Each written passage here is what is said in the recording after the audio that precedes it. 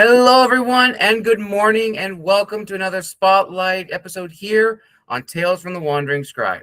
I'm your host, Gabriel Garcia. Maybe you know me as the Wandering Scribe and the Wandering Quill. And joining us today is an author making their official debut here on the channel.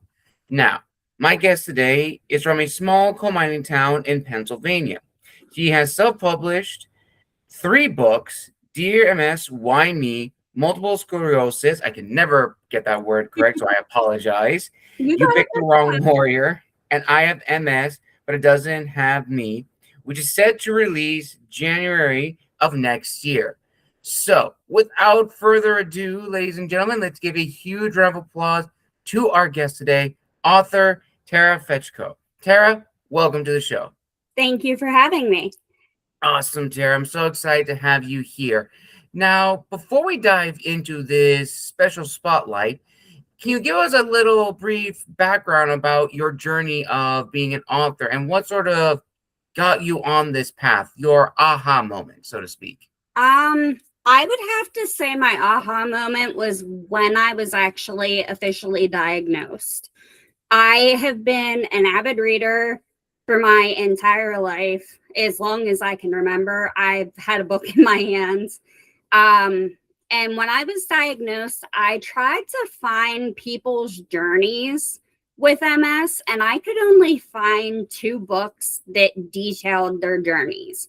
And that was really disappointing to me. So it kind of triggered the aha moment of, okay, maybe I should document mine and help people that are newly diagnosed or have been previously diagnosed and still have questions. Nice. All right. And what was the first book of your 3 that began your journey? Dear MS, Why Me? All right. All right. So I guess we'll start with Dear MS. Now, in Dear MS, Why Me? What powerful themes do you delve into, and how do you tackle the complex topic of multiple sclerosis throughout the narrative? I actually went through and did in detail all of the questions that I had personally after I was diagnosed. I did the research behind them. And that book more so focuses on the information side. I do have a chapter of my personal journey in it, but it's more informational than anything else. So I kind of combined what I wanted to do in the future by adding the chapter of my personal journey, but it's definitely one that helps you understand the disease itself. All right, all right. And kind of going into the next one with You Picked the Wrong Warrior, how do your personal experiences weave into the story and its overarching message? Multiple sclerosis, You Picked the Wrong Warrior is 100% my journey. I tackle things like multiple sclerosis itself, along with mental health, advocating for yourself. It's definitely a more vulnerable book, so to say. So, would you say, and this actually was a fan question that one of my viewers actually submitted to me when they read my newsletter. They would like to know, would you consider these books a mix of memoirs and self-help, or would they say that's something else entirely? I would consider them memoirs and self-help. Nice. All right. And when writing in that style, what did you learn about the author's journey? This was another fan question they had too. Writing in that style was very challenging in the beginning. You can see the difference in Dear MS, Why Me? And then Multiple Sclerosis, You Picked the Wrong Warrior. I wasn't as open and vulnerable in Dear MS, Why Me? And then I kind of became more vulnerable with the second book. So it was definitely a challenge. I'm a very private person. Mm. Um, and in multiple sclerosis, you picked the wrong warrior. I actually wrote a chapter about checking myself into the psychiatric ward uh, Oh, because my doctors wouldn't listen to me. It and that moment was very hard to document because only my family knew about it. So I definitely got more vulnerable with the second book. man, I cannot even imagine what that must have been like for you at that moment in your life, and then documenting it down in this book. I imagine when writing this, there are probably some moments, probably some memories that you may not want to have remembered or written down. Exactly. Yeah. That is very, very intense, Tara. But I do commend you for jumping into this and, documenting your experiences to hopefully, in a way, kind of as one of my guests who was also writing a memoir, to kind of break the stigmatism around MS Hmm. and multiple sclerosis and many more, to like help others who may be also going through the same thing and who may kind of find themselves stuck and not knowing where to go, Hmm. who to turn to.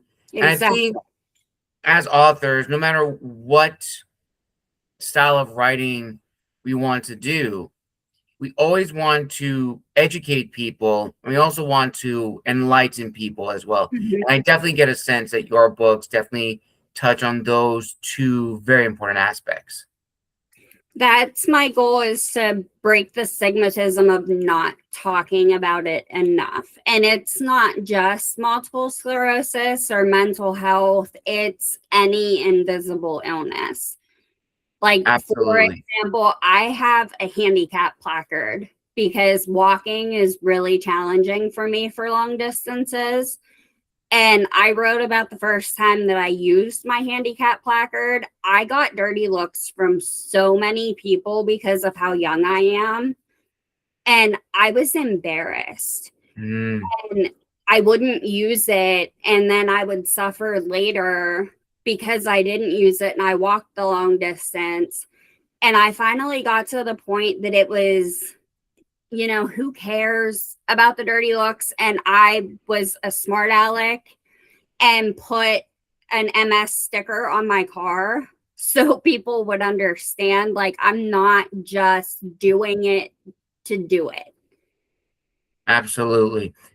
That is very fortunate that you experienced that where people did not understand what you were going through. So that is, again, very, very unfortunate that that has happened to you. And I think a lot of people who are watching this are probably going to be drawn to that because they may also have gone something very similar with any other invisible illness that, again, is heavily stigmatized and people do not understand.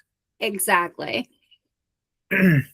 So, going into your next book, Tara, what fresh and captivating insights can readers anticipate that truly set it apart from your previous works? Honestly, I am the most vulnerable in book 3 that I have ever been. I write it as it happens, so the feelings are fresh and it Mm, comes out on the page. I didn't do that as much with book 1 or book 2. So this one definitely is more intense. all righty, all righty. And how do you strive to uplift and empower readers who might be navigating their own health challenges through your writing? And a bonus question, has anyone ever reached out to you directly, either in person or through messages, to share their thoughts on your books? For your first question, by being vulnerable and honest with my experience, I think it'll help a lot of people who are going through similar things. And like I said, it's not just MS. Like, I've had people with POTS. I've had people with, PCOS that's now known as PMOS, and that reach out because I do cover PCOS and PMOS in my book. So I feel that the vulnerability and the honesty will help them. To answer your bonus question, I actually have received multiple messages from people on Instagram, on Facebook, thanking me for sharing my journey. And I got a review that is my favorite review that I have ever received. My favorite thing is receiving feedback, for one. But her name is Meg. I reached out to her because she has MS. And I asked her to read Dear MS, Why Me to get her insight on the diagnosis portion. And her review was, as someone living with MS, this book felt like a warm, understanding hug. It's both informative for those of us navigating this journey and perfect for anyone wanting to understand it better. Thank you so much for sharing this with me, Tara. It truly means a lot. And when I received that review, I was so overjoyed because I felt like I made a difference. That is my goal, is to help at least one person navigate this journey because it's life-changing. Absolutely. All right, we're going to talk about reviews and more in great detail. But before we get to those set of questions, can you share your perspectives on the title Multiple Sclerosis and how it encapsulates your insight and reflections on living with this condition? And I think you may have answered this before in previous questions, but can you go a little bit more in depth? I can. Multiple sclerosis is a very broad term. It is different for every individual that has it. So my journey and like documenting it and having people that have MS read it, they may not be going through exactly the same thing, but it's still relatable. Mm-hmm. So like I said, it's a broad term.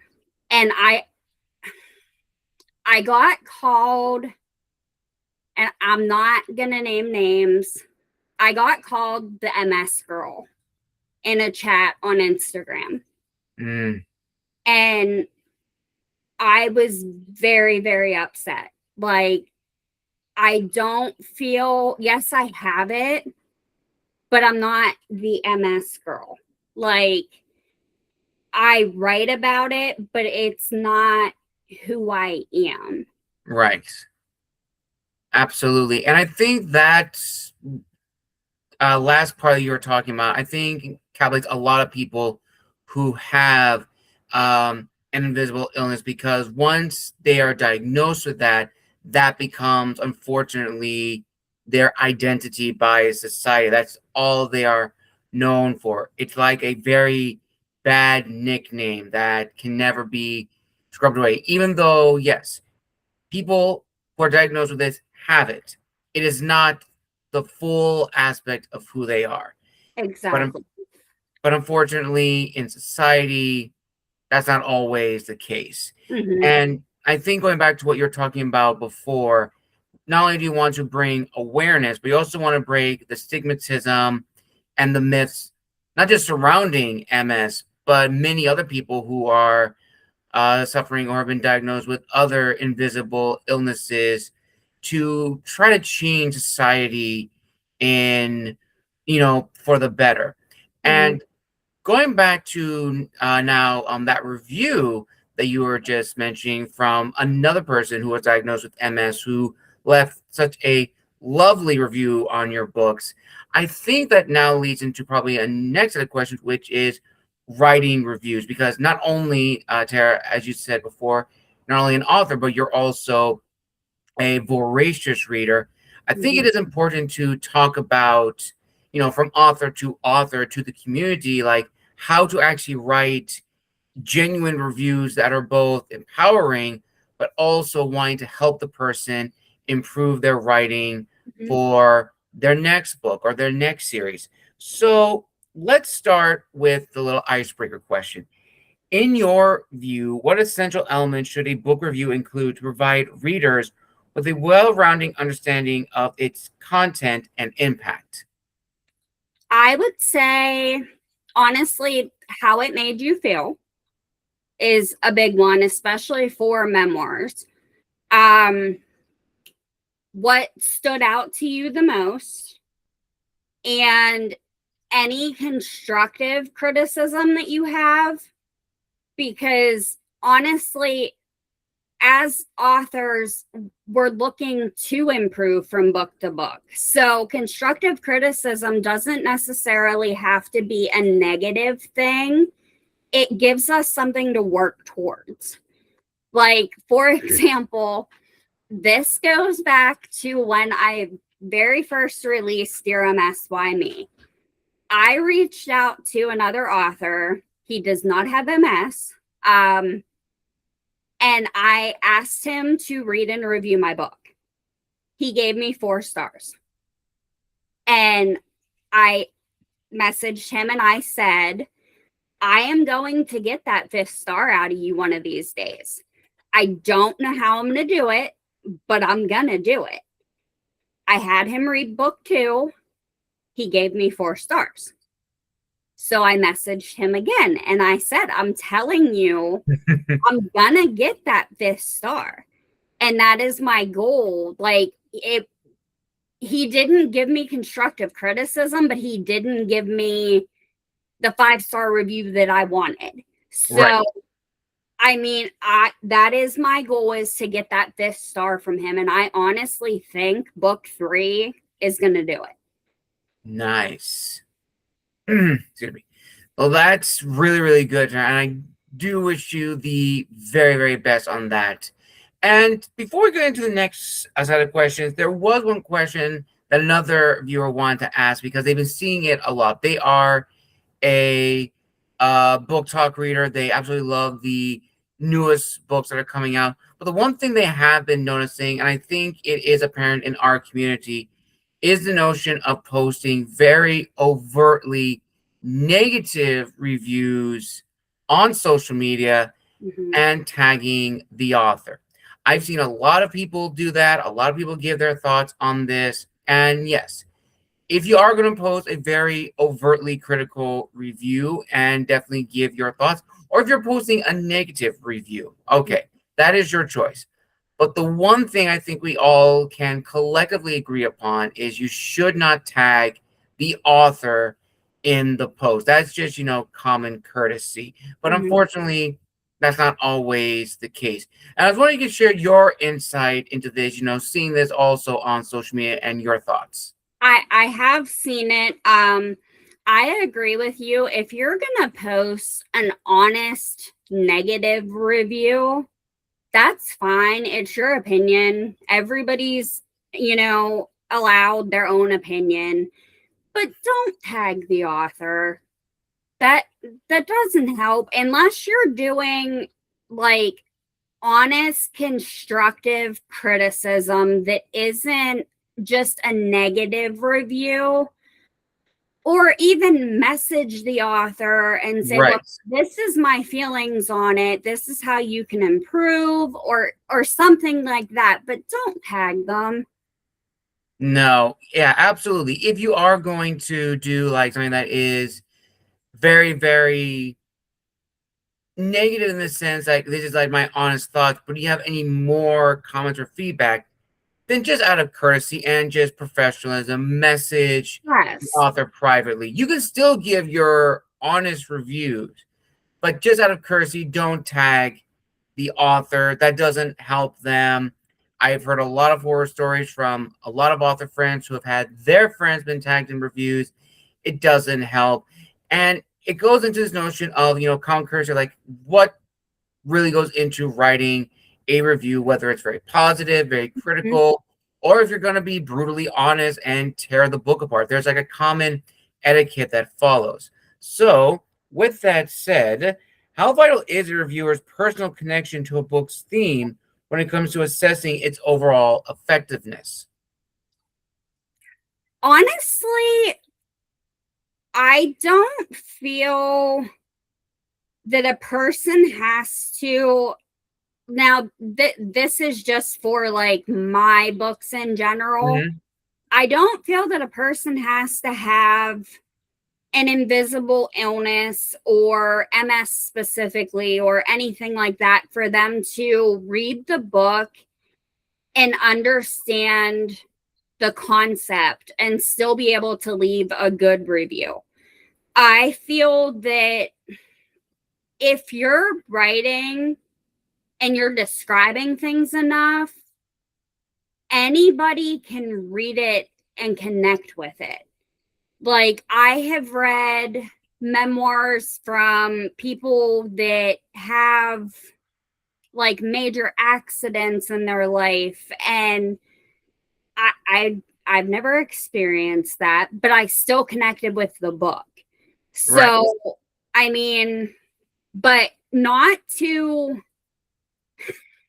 interrupt you, but to go back to the previous question Of about course. reviews, I am on a street team for an author, and I'm not going to name drop, but she got a review telling her that she needed therapy because Wow. of her writing. And this person didn't message her, didn't do anything like that. They literally put in their review that she needed therapy. And her books are fantastic. Like, she is one of my favorite indie authors. And I just feel that that could have been handled so much differently. And Mm. like for book 2 for me, I get on, like I said previously, I really enjoy feedback. So I get on, I read my reviews. I do check them periodically on Amazon and Goodreads. And I got a 1-star review on multiple sclerosis. You picked the wrong warrior. They didn't leave a review. They just gave me 1 star. Mm. So I like, get those. I posted in an author group that I'm in, and I said about it, and I was like, at least tell me why. Like, Right. what can I improve on? What didn't you like about the book that you gave it 1 star? Like, just giving it a star rating and then like going on with your day doesn't help us as authors, No. especially indie authors. Like, we're trying. Like, so Yeah. I mean, it could be handled like they could have messaged me, like we said, Mm-hmm. but it never happened. And I don't know what it was that they didn't like about the book. Absolutely. Very, very true. And I actually remember reading something, just a little tangent, viewers and listeners, of what it is, being an indie author now in the digital age. Being an indie author is like being a person who has 50 jobs, doing all these things, and you're not making money off of any of them. You are a Exactly. marketer, you are a designer, you're an editor, you are all of these things, but you're not getting paid for any of them. It's a lot. It's a lot of work, and it can be very, very stressful sometimes. And then going back into this notion of review, you actually touched on something, Tara, that not a lot of people really talk about as authors. Is that I've had a few people who have said they don't read their reviews, like they are not interested. I've talked to a couple authors like that too. Yeah, and for personal preference, some people may want to hear what other people have to say. Other people will only just like to see, their ratings, because unfortunately, reviews do generate interest in the digital age on Yep. Amazon, Barnes and Noble, and many other outlets. And for a long time, I always thought it was like the reviews that always helped a lot, but sometimes it's just the rating system, which that could be a discussion for another day. And kind of going back a little bit, and maybe you can talk a little about your books in specific. How does your background influence the way your work is perceived in reviews what impact does that have on your readers? I think you touched on that a little bit in previous questions, but maybe you can go a little bit more in depth for this one. Okay. My background, I have journaled for as long as I can remember. And as I'm writing, each book becomes more like a journal. It's Mm, like book 2 kind of was, but I didn't write it as it was happening. So like the feelings aren't as honest. Book 3 reads like it's my personal journal. mm. So it takes you through the events as they're happening and makes you feel the feelings that I'm feeling. Absolutely. Absolutely. And I think this question can be applied to a lot of us, like who write, either fiction, history, autobiographies. Our own backgrounds are going to influence how we perceive reviews. Because I think another thing that doesn't get talked about as much is that for each style of writing and for each genre of writing, there are certain expectations of how Yeah. books are supposed to follow. Memoirs are no exception. Memoirs have to follow a certain style or a certain like beat for beat. And as you mentioned earlier, you document, your day-to-day life of, you know, your journey and Mhm. how your books are presented. It's like a journal. It is perceived like a journal. It reads like a journal. It's not going to read very much like your standard prose. And I think that's what makes it so unique is that it has that very personal connection because it's in the moment. As you mentioned earlier, it's your emotions, your feelings, your headspace at that particular time of the day when you are writing down that page. And as we go into the final 2 questions, this one I think is very important. What guidance would you offer reviewers on finding the right balance between personal opinions and objective critiques when discussing a book's strength and weaknesses? I honestly think you need to balance it 50-50. Like, be sure to put what you felt and what you connected with. So it's not 100% just criticism. Right. Like, make Absolutely. sure you say, like, I like this, but you could do this differently. Like, something along those lines. Very true. And I think all reviews should pretty much be like that, a 50-50 Mhm. split. And I actually had a friend of mine, a fellow author, explain to me they were doing a seminar class on this particular topic of how to write the perfect review. And they said it's like going back to school when we have to write, our essays. You have an introduction, you have all Yeah. of that because it's restating the overall topic. If you're saying, "Oh, the book is good for these reasons," you have to list that, and then the final paragraph or the final sentence is just restating that you enjoyed it. Or if you want to say that this book needs more work, but dot dot dot, it's the same thing. Yeah. And I've noticed that in my own reviews that I've done for a lot of fiction books, fantasy books. I always try to give, the positives and everything.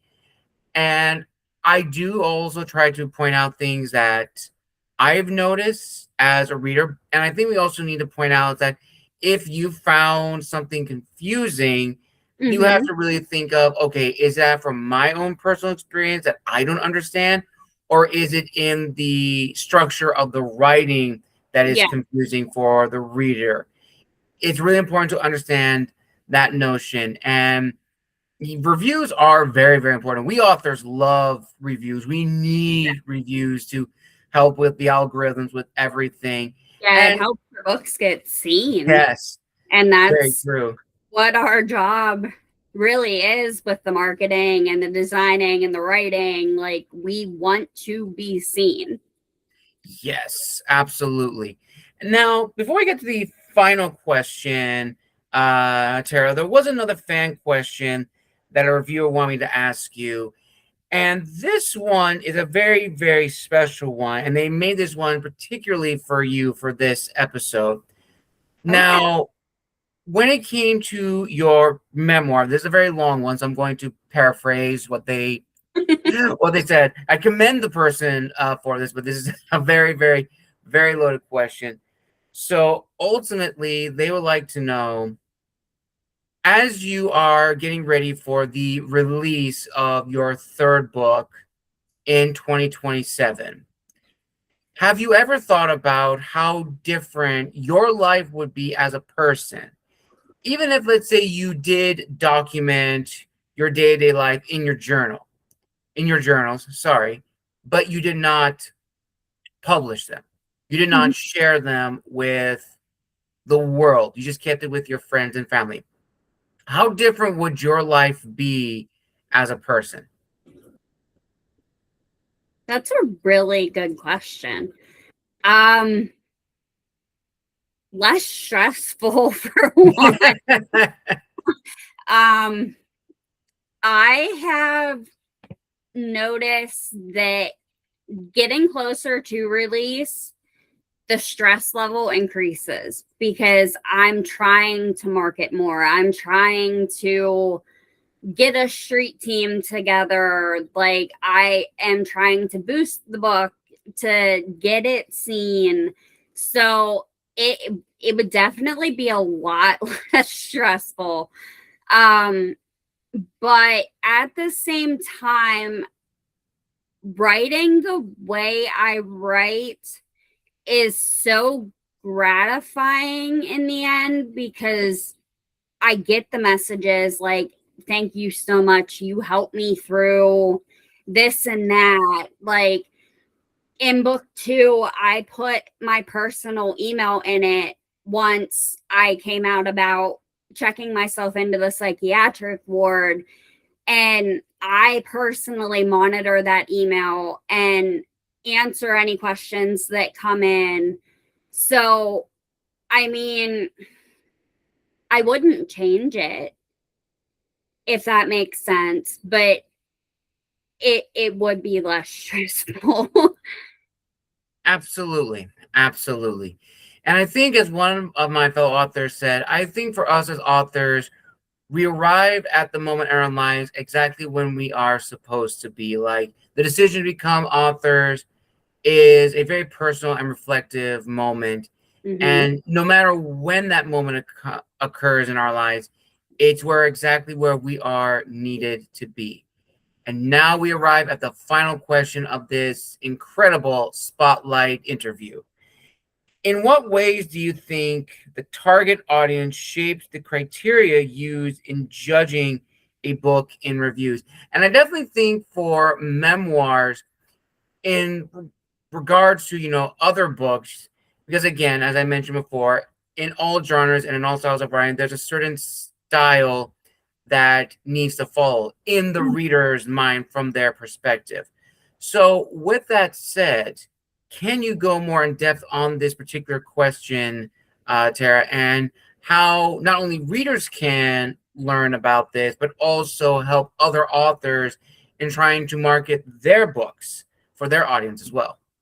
Personally, I think memoirs are very hard to market because a lot of people gravitate more towards fiction.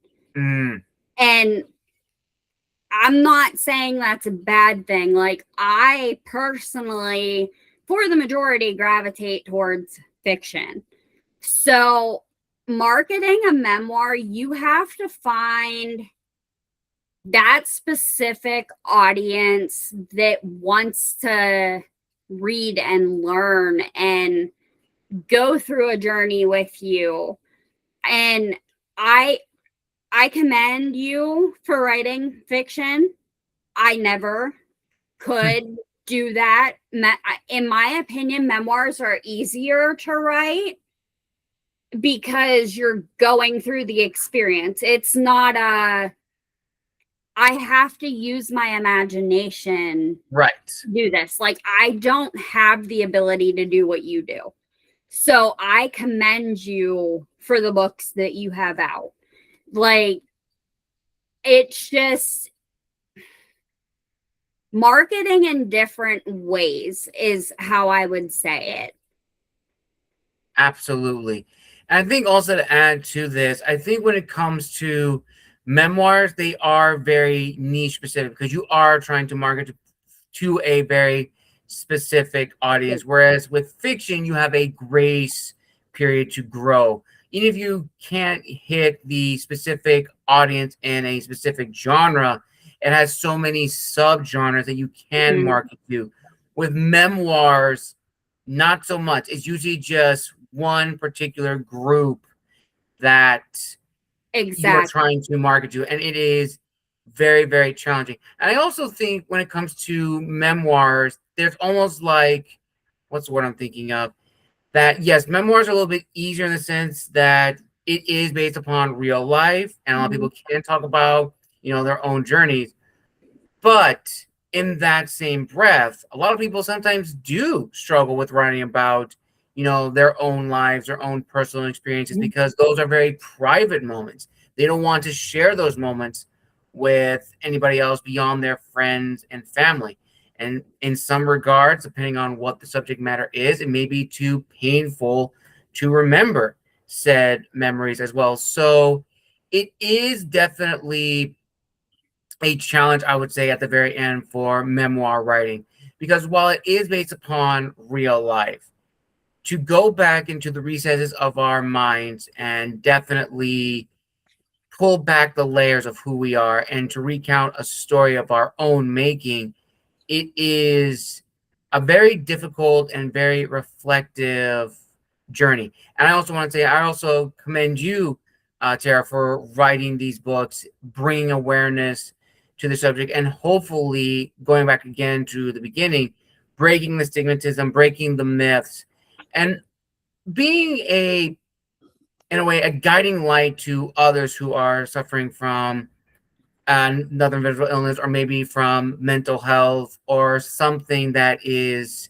impacting their lives. And I think we need a lot of those books now more than ever. So I did want to say thank you for writing these incredible books.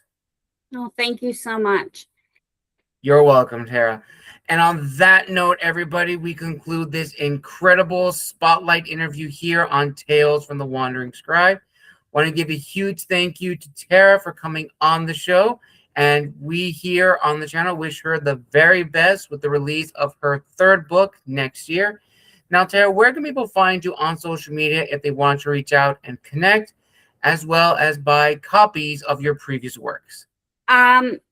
I am on Instagram, Facebook, Blue Sky, and TikTok, all at Tara _the bookworm 334. The email that I mentioned that is in book 2, if you have any questions, you just want to talk or vent, is Tara Fetcko, author at gmail.com.